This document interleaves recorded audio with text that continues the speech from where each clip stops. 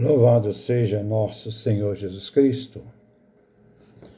Nós vamos dar continuidade à nossa leitura de Santo Inácio de Antioquia, um padre apostólico. Estamos tratando a carta aos Efésios e vamos pegar o capítulo 14 a 21. É o nosso quarto encontro. Continua Santo Inácio na sua exposição aos Efésios, que tem como bispo Onésimo. E ele afirma o seguinte, capítulo 14, versículo 1. Nada disso constitui novidade. Se mantiverdes de modo perfeito em Jesus Cristo, a fé é a caridade. Duas realidades que não pode faltar aquele que crê. E isso requer a nossa presença constante diante de Jesus Cristo, de modo perfeito, mantendo firme a fé e a caridade. Fé e caridade, ele diz, que são o começo da vida e seu fim. Não pode faltar desde o começo, isto é, do batismo, até seu fim, até o encontro definitivo com Deus.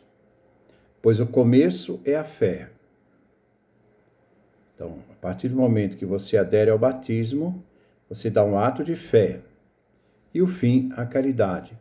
A finalidade daquele que crê é a caridade, o amor.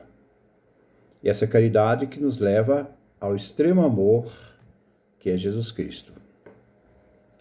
Ambas reunidas, fé e caridade, são Deus. Então, essas realidades manifestam esta presença de Deus que se torna a própria presença da divindade, enquanto que tudo mais é consequência para a perfeição humana. Então, não se pode em nenhum momento faltar a fé e a caridade. Essa fé que é essa adesão, entrega e confiança total, e a caridade que é a finalidade que a fé nos abre. Ninguém peca enquanto professa a fé. Ninguém odeia enquanto possui a caridade.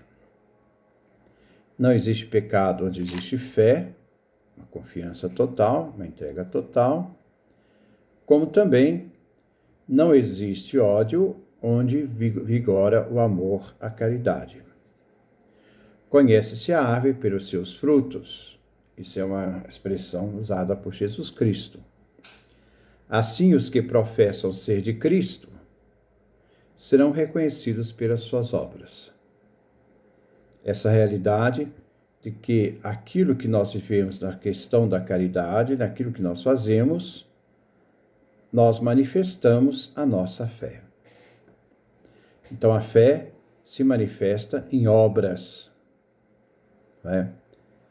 Porque a partir desse momento nós vemos que a pessoa que produz um fruto representa que ela é uma árvore boa. Pois nesta hora não é de profissão de fé que se trata, mas de nos mantermos na prática de fé até o fim, até a caridade, até o fim, vivendo com a caridade até atingirmos a caridade plena. Capítulo 15. É melhor calar-se, então preste atenção, é melhor calar-se e ser do que falar,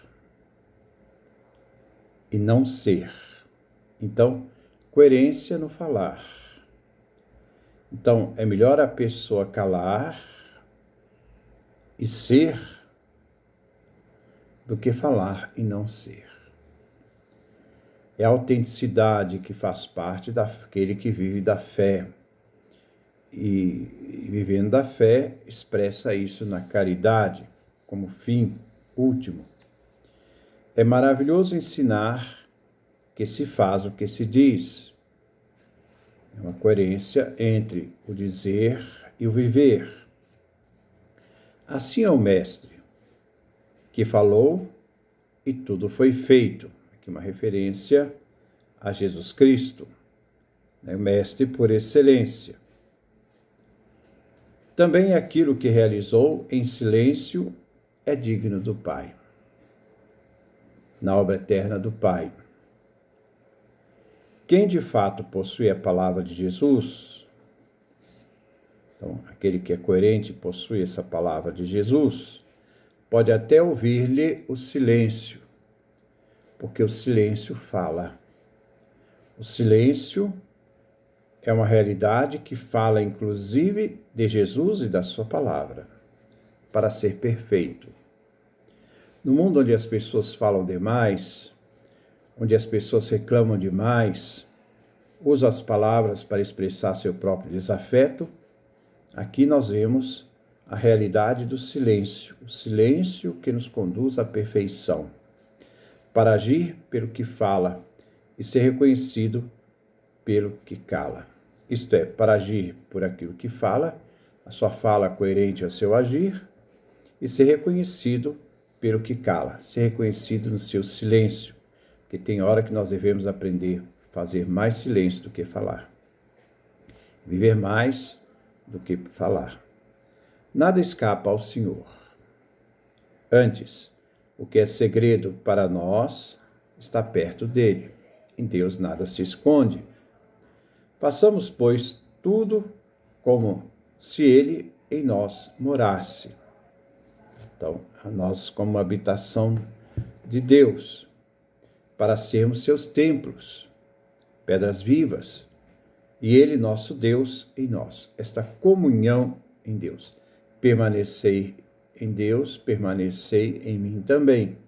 Essa realidade dessa comunhão de vida, e ele, nosso Deus, em nós. E essa realidade, e ela se manifestará aos nossos olhos, se o amarmos devidamente. Então, esse compromisso de vida que nasce da fé, esse compromisso de vida que nasce da fé, que nos conduz à caridade até o fim. 16. Não vos iludais, meus irmãos. Os corruptores da família não herdarão o reino dos céus.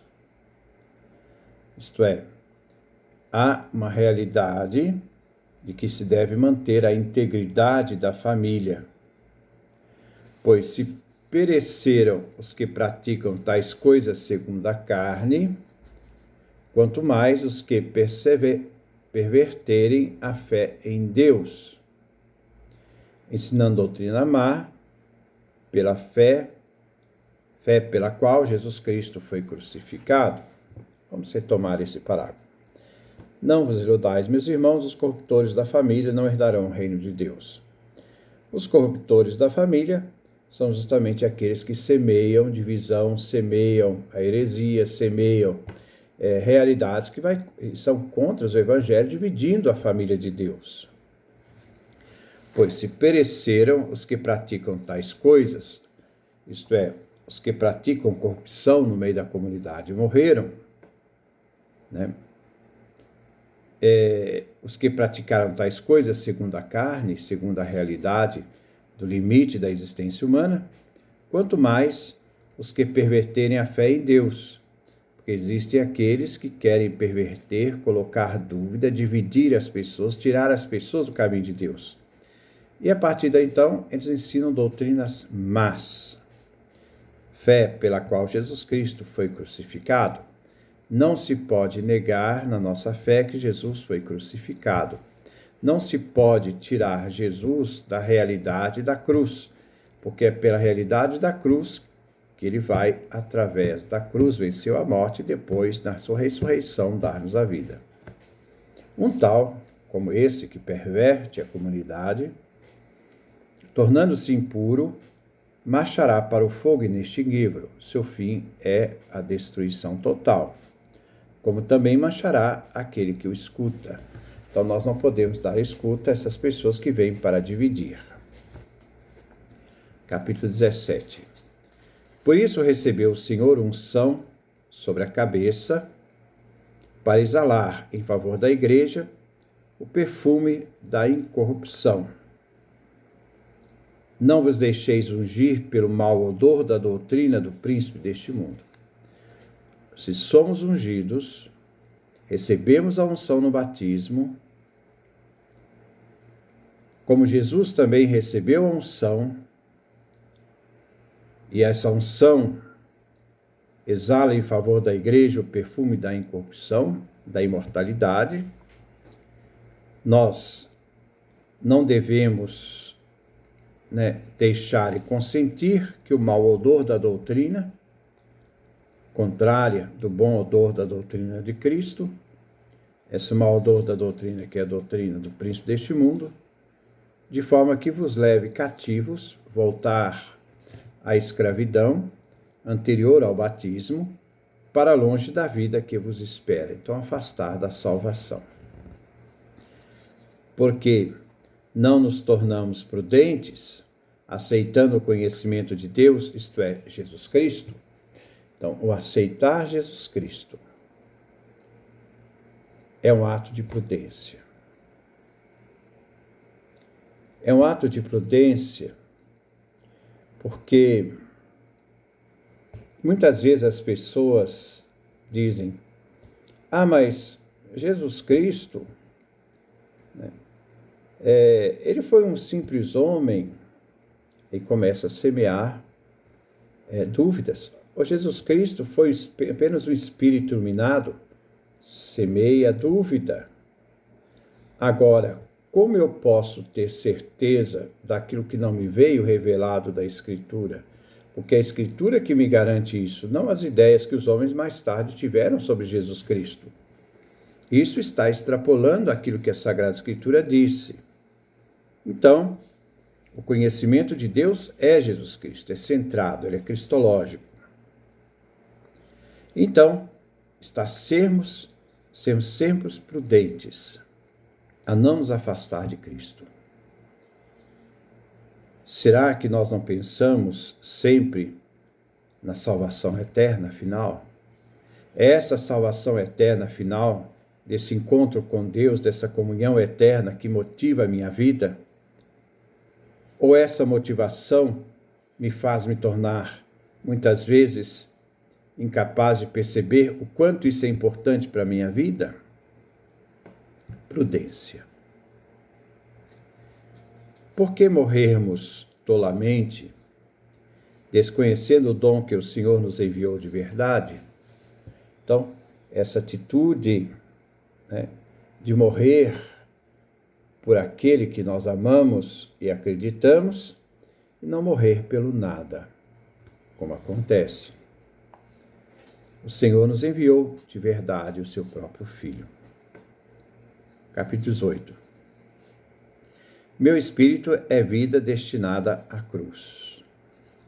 Então, aqui fala Santo Inácio, que a sua dimensão espiritual mais profunda, ele é uma vítima, ele é uma oferenda destinada à cruz. Ele não quer as glórias, ele quer a cruz, e na cruz receber a glória. E esta é escândalo para os incréus, para aqueles que não creem. Porque como o ser humano pode querer a cruz? Isso é um escândalo. Mas para nós cristãos, a cruz é salvação e vida eterna. Então, o mistério da cruz. Cruz, salvação e vida eterna. Onde se encontra o sábio? Onde o pesquisador? Onde a fama dos que, assim chamados intelectuais, acham que sabe tudo, mas no fundo não sabe quase nada? Pois nosso Deus Jesus Cristo, novamente, Jesus é Deus, nosso Deus Jesus Cristo, fala da realidade divina de Jesus, nosso Deus Jesus Cristo, tomou carne. Então, ele tomou carne, ele se fez homem no seio de Maria. Então, Jesus Cristo, nosso Deus, se fez homem. Ele tomou uma carne humana, limitada, passiva de morte, no seio da Virgem Maria, segundo o plano de Deus. Agora, esse Deus aqui é o Pai. O Filho é Deus, o Pai é Deus. Agora retorna Jesus Cristo, nosso Deus que tomou carne, sendo de um lado descendente de Davi, isto é, sua natureza humana, provindo por outro, originado por outro, do Espírito Santo, da divindade. Nasceu, realidade humana, então o nascimento dele é real, foi batizado no Rio Jordão por João Batista para purificar a água pela sua paixão. É a purificação da água, para que a água se tornasse abençoada em função do batismo daqueles que receberiam. 19. Permaneceu oculto ao príncipe deste mundo, isto é, ao diabo, 3 coisas. A virgindade de Maria está oculto ao príncipe deste mundo. O parto de Maria, também oculto ao príncipe deste mundo, como igualmente a morte do Senhor. 3 mistérios de grande alcance, que o príncipe deste mundo não conhece, que se processaram no silêncio de Deus, no plano eterno do Pai. Um Pai que exerce essa realidade, essa vivência desse silêncio, nessa eternidade, realiza esse plano. Como então foram elas manifestadas aos séculos?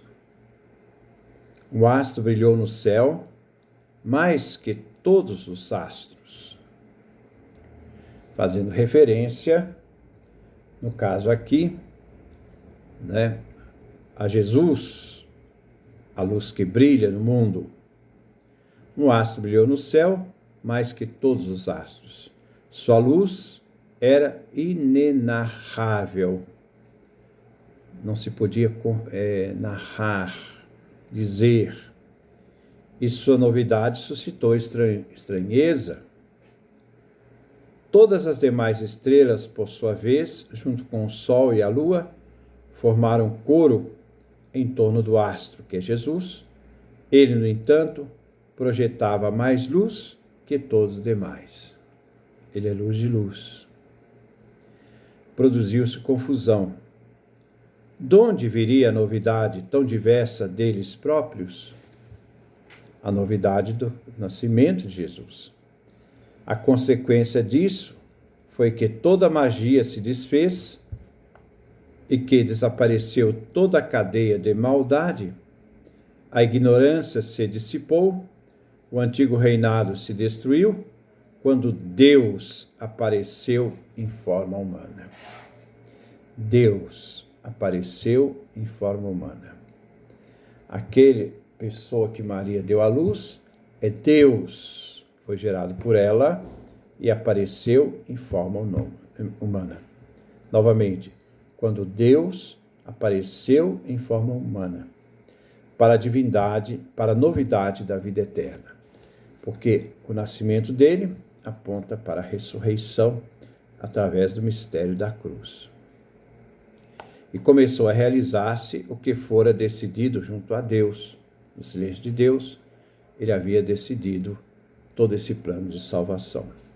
Desde então, tudo se movimentou a um tempo, porque tudo faz parte desse desígnio de Deus, porque se preparava a destruição da morte. Era preciso que ele fizesse o homem para destruir a morte, porque quem precisava ser salvo era o ser humano, não a divindade. A divindade, Deus assume uma carne humana, uma realidade humana em Maria, para destruir a morte e nos dar a vida.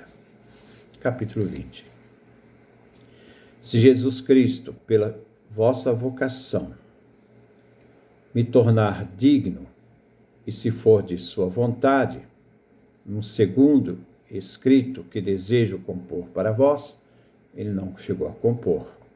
Hei de esclarecer o que iniciei a saber, o plano da salvação. É uma proposta.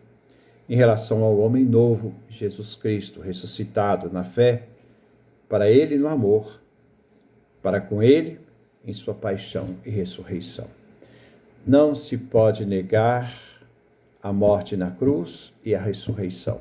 Negar a ressurreição é negar a eternidade, é negar a vida eterna, é negar o autor da nossa salvação. Ele ressuscitou, não reencarnou, ele ressuscitou. E essa ressurreição foi definitiva. E a nossa ressurreição em Cristo é definitiva, pois nós vivemos uma única vez, só esta. Que nós temos esse momento de decisão. Capítulo 20, versículo 2. Sobretudo, se o Senhor me revelar que todos, em particular e em comum, na graça que procede do nome, a procede do nome divino, o nome divino é a própria divindade, o próprio Deus, você unis na mesma fé e em Jesus Cristo. Cristo que nos une, Cristo que nos une, Cristo que nos faz unidade. Que descende segundo a carne de Davi, natureza humana, filho do homem, natureza humana, filho de Deus, natureza divina. Ele que nasceu na carne é Deus e homem, filho do homem, filho de Deus. Então Jesus traz as duas naturezas, a divindade, a humanidade. Porque se Jesus Cristo que descende segundo a carne de Davi, aquele Jesus que nasceu da sua origem de Davi, por isso Messias, ele é filho do homem, porque nasceu da humanidade, ele é filho de Deus, porque é coeterno com o Pai. Foi gerado pelo Pai na eternidade. Para obedecermos ao bispo, sempre essa questão, saber ouvir, essa disposição de ouvir ao bispo, ao presbitério, numa concorda indivisível, numa unidade com o presbitério, partindo o mesmo pão, isto é, a Eucaristia é uma só. Não existe Eucaristia fora da igreja. A igreja é a portadora do pão de Cristo, o mesmo pão, a mesma Eucaristia, que é remédio da imortalidade. A Eucaristia é um remédio para a eternidade, remédio da imortalidade. É o remédio portador da nossa imortalidade. Por isso devemos estar sempre preparados para a comunhão. Antídoto contra a morte. A Eucaristia é um antídoto contra a morte. Então, por isso, a importância de comungar, receber o próprio Cristo em nós. Mas vida em Jesus Cristo para sempre. A Eucaristia é vida em Jesus Cristo para sempre. Então, vamos retomar a questão da Eucaristia, partindo do mesmo pão. Que pão é esse? Eucaristia. Essa Eucaristia é remédio da imortalidade. Olha a importância. A Eucaristia é antídoto contra a morte. A Eucaristia é vida em Jesus Cristo para sempre, eternamente. Capítulo 21. Sou preço de resgate para vós. Isto é, Inácio, que vai ser imolado, no seu testemunho também é um preço de resgate para a comunidade de Éfeso. E para os que enviastes em honra de Deus a Esmirna, aquela comissão junto com o bispo Onésimo, donde também vos escrevo, em sinal de gratidão ao Senhor e como prova de amor a Policarpo como a vós. Policarpo é bispo de Esmirna. Lembrai-vos de mim, como também Jesus Cristo se lembra de vós. É uma súplica que ele faz à comunidade. Rezai pela igreja da Síria, isto é, de Antioquia, donde sou levado preso para Roma, para ser morto, martirizado. Sendo o último dos fiéis de lá, ele se diz que, como bispo, ele se coloca como o último do último, fui julgado digno de servir a honra de Deus, isto é, de morrer pela fé. Então, digno para servir a honra de Deus e morrer pela fé, ser capaz de dar a vida por aquilo que crê. Saudações em Deus Pai e em Jesus Cristo, nossa esperança comum. Porque é Ele que nos une, nos dá a esperança, a realidade da eternidade, que nós começamos a partir do momento do batismo, porque ali inicia a nossa caminhada para a eternidade. Que Deus nos dê a sua graça, a sua bênção, sua face resplandeça sobre nós.